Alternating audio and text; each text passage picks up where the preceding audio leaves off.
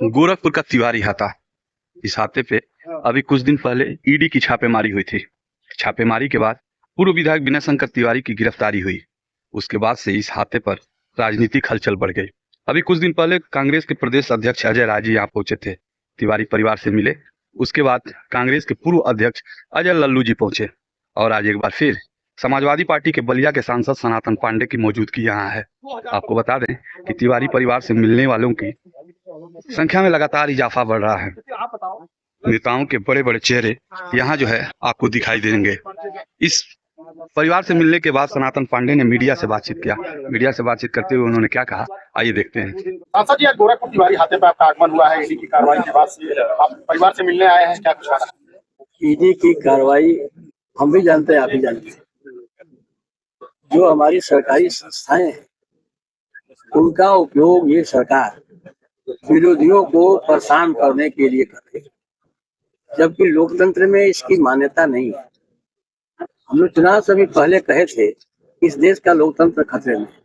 आज भी मैं इस बात को दोहराना चाहता हूँ कि भारतीय जनता पार्टी को देश के नौजवानों से, किसानों से, भारत की सीमाओं से उनको कोई लेना देना नहीं है।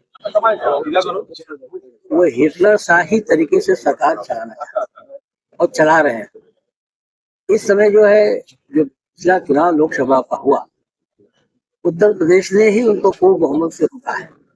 मैं धन्यवाद देना चाहता हूँ उत्तर प्रदेश के सारे साथियों को कि समाजवादी पार्टी के पक्ष में 37 सीट देकर भारतीय जनता पार्टी को पूर्ण बहुमत हासिल करने से रोक। ये लोग बौखलाए हुए हैं।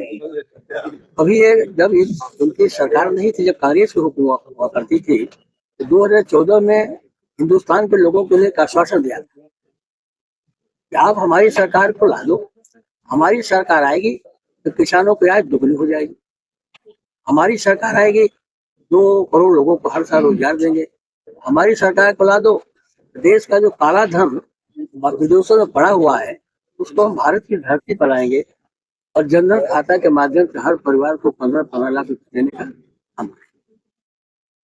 और उसके बाद जब ये 2019 में सरकार से चले गए होते, लेकिन ठीक चुनाव से पहले एक घटना होती है पुलवामा की।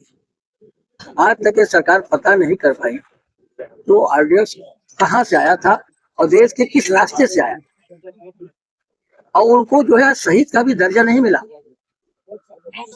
इस देश का नौजवान खुश है, न किसान खुश है, न व्यापारी खुश है, न हमारे पत्रकार साथी आप भी खुश नहीं है। आप भी अपने मन के अनुरूप काम नहीं कर पा रहे हैं। एक ही डर, ईडी का डर। बार बार जो है जिसको इसको नीचा दिखाना चाह रहे हैं, संपूर्ण भारतवर्ष में जो विपक्ष कर रहा है, उसके पास जो है, इनके पास एक ही हथियार है, वो ईडी वाला हथियार है। हम लोग तो बैठे हुए, आप परिवार से आप भी आए हैं। अगर हम आपको साधना ही हमको होगा तो पूछ लूंगा कि आप अपने मोबाइल के बिल दिखा दीजिए, अब ये कपड़ा कहाँ से खरीदे हैं, वो दुकान का लिस्ट दे दीजिए। तो हर आदमी जो है हर चीज का जो है लिस्ट नहीं लेकर चलता है। इनके मन में एक ही भावना है, जो हमारे विरोध में बोलेगा उसको हम ईडी, आपका सीबीआई भी है, तमाम अपने हम शक्तियों का उपयोग करते हुए उसको नेस्तनाबूद कर देंगे। लेकिन भारत डरने वाला देश नहीं है। आपके राष्ट्रीय अध्यक्ष जी का एक सोशल मीडिया पे पोस्ट आया था, हाथा नहीं पाता। अब आप मुझसे इसके विषय में ज्यादा जानते हैं, शुरू से भी जानते हैं कि राजनीतिक विरोध बहुत पहले से जो है हाथे से उनका रहा है। अब उनको मौका मिला है, लेकिन जब वो गोरखपुर से राजनीति करते थे, जब सांसद हुआ करते थे और आज प्रदेश के मुख्यमंत्री हैं, तो अगर हम अपने दिल को बड़ा नहीं करेंगे और हम प्रतिशोध के भाव से काम करेंगे, तो हमने भी टीवी चैनलों पर आपके मुख्यमंत्री को आज सांसद रोते हुए देखा। और आने वाला जो हमारा चुनाव होगा, कहेंगे जितनी भी ताकत का उपयोग कर लें, वो समाजवादी पार्टी के पक्ष में होगा और हम सरकार भी बनाएंगे। और हमारा संपूर्ण समाजवादी पार्टी आदरणीय तिवारी जी के साथ खड़ी है और इसमें समाजवादी पार्टी जो कहती है वो करती है। हमारे राष्ट्रीय अध्यक्ष ने बयान दे चुका है कि हम जो है तिवारी परिवार के साथ खड़े हैं।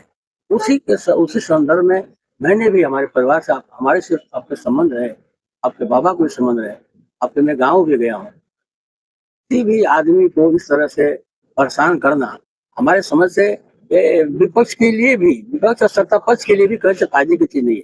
विपक्ष तो खड़ा हो रहा है, विपक्ष मजबूत हो रहा है। जितना दबाने की कोशिश करेंगे उतना ही विपक्ष उभरेगा।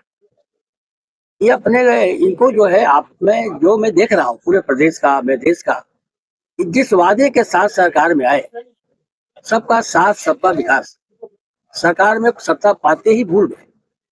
जिन किसानों के बल पर आए कि हम आय को दुगनी करेंगे, सरकार में आते ही किसानों को भूल गए। उन गरीब परिवारों को जिनका वोट लिए हैं कि हम बाहरी कालाधन भारत में लाएंगे, वो भी भूल गए। और तो और इनके शासन काल में आजादी के बाद सबसे अधिक कोई हिंदुस्तान के बैंकों का पैसा लेकर भागा है, वो भी शासन काल का वर्ष है भारतीय जनता पार्टी का है, जहां पर 40,000 करोड़ रुपया लेकर के नीरव मोदी और विजय माल्या तमाम लोग लेकर के भागे हैं। अगर इनकी हैसियत हो, ये भारत के विषय में जो सोचना चाहते हैं, भारत का विस्तार करना चाहते हैं, भारत को मजबूत करना चाहते हैं, भारत को समृद्ध करना चाहते हैं, उनको कोने विदेशों के धरती से भारत की धरती पर खींच